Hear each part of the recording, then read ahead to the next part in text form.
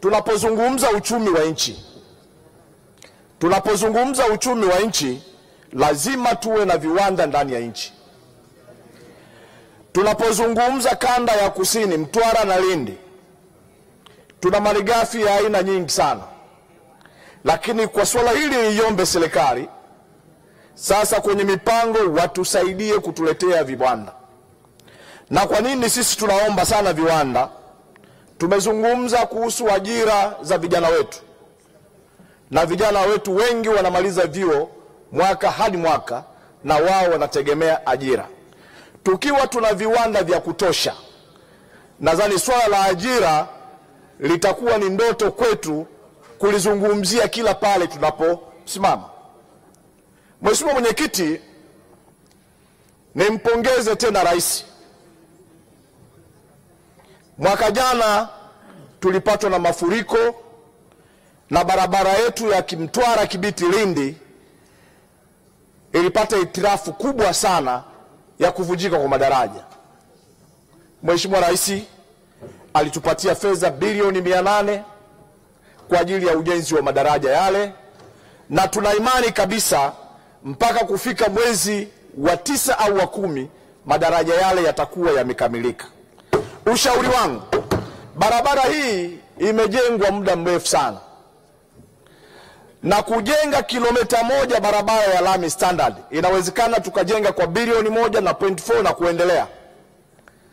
Ikiwezekana serikali itutafutie fedha zaidi ya bilioni 800, tunaweza tukatengeneza barabara ya lami kutoka Dar es Salaam mpaka Lindi na Mtwara. Ikawa shida yetu ile ya barabara imekwisha, kwa sababu shida ya kwanza ya madaraja Mheshimiwa Rais ameshatoa fedha, itakuwa hatuingii tena kwenye madaraja. Kwa hiyo tutajenga barabara ambayo itakizi mahitaji. Lakini Mheshimiwa Mwenyekiti, tumekuwa tunazungumzia shida za maji. Na mara nyingi serikali mmekuwa mnatueleza kwamba sasa twende kwenye maji ambayo yanastahili ni yale ambayo ni maji ya kutoka kwenye mito mikubwa. Tunao mto Ruvuma. Mto huu Ruvuma unaweza ukatuletea maji katika mkoa wa Mtwara na Lindi bila shida, na maji yakawa mengi zaidi. Tuiombe serikali, muda umefika sasa wa chanzo hiki cha maji ya kutosha tuweze kupatiwa fedha ili tupate maji ya uhakika. Lakini vile vile niishukuru serikali kuhusu masuala ya umeme. Mtwara ilikuwa ni sehemu ina shida ya umeme.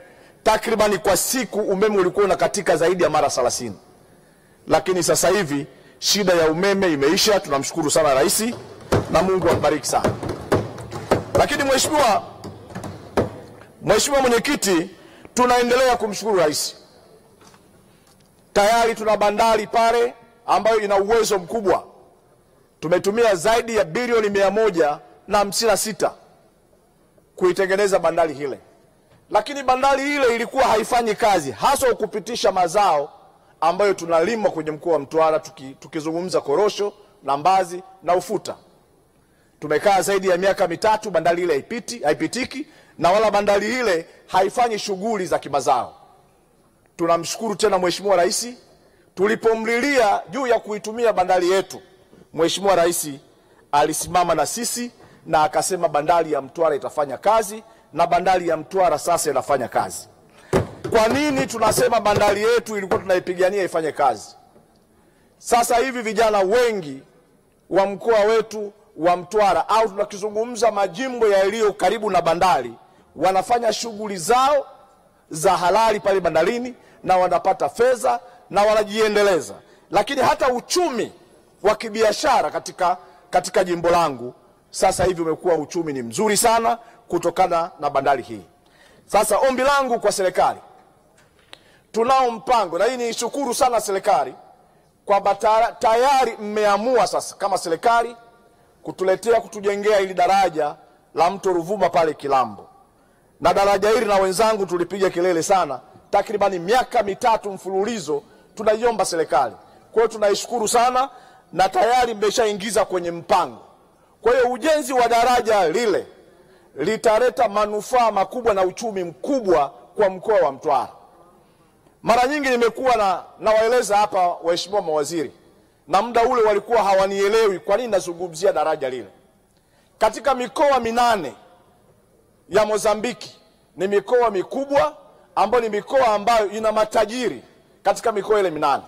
Lakini kutoka kwenye mkoa wa mwisho Pemba kuelekea Beira na Nampula, ambako wanatumia ile bandari ya Nampula, wanatumia zaidi ya kilomita 1,800 au 900.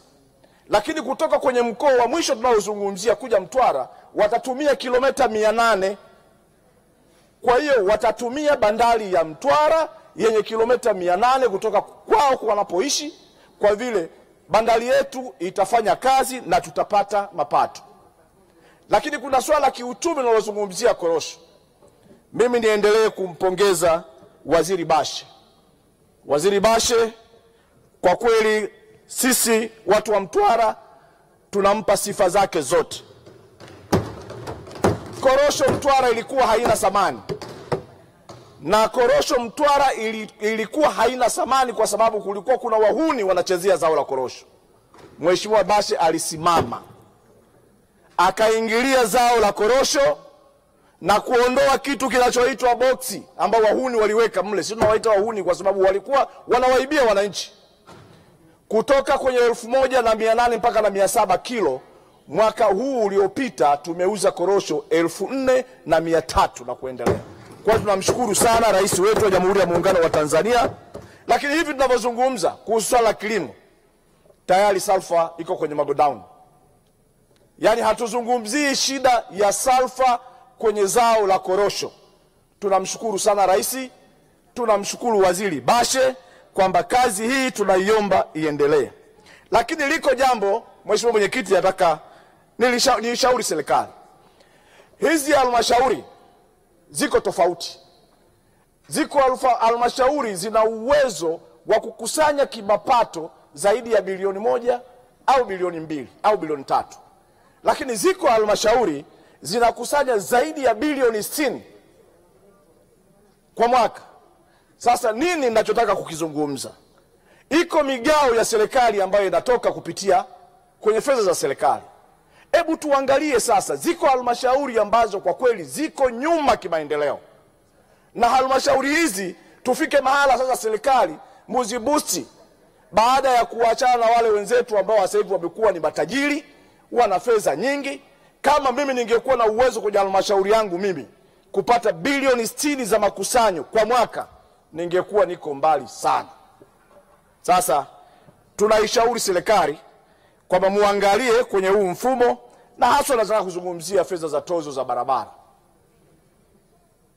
Tukikubaliana na serikali tukasema kwamba kuna halmashauri zaidi ya 10 kwenye uwezo wa fedha wanaweza kujitegemea, basi hizi tozo za fedha za barabara za TARURA, inawezekana baadhi ya halmashauri zikapiga hatua sana kwenda kutengeneza barabara kwenye eneo husika, ili tuondokane na ile adha.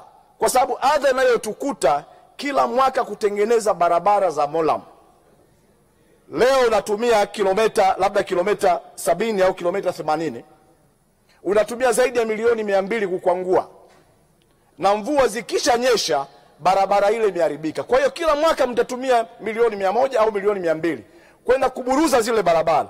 Kwa nini tusifike mahala tukasema tuna kilomita hapa zaidi ya 15, kilomita hizi bajeti yake iende tukaweke lami?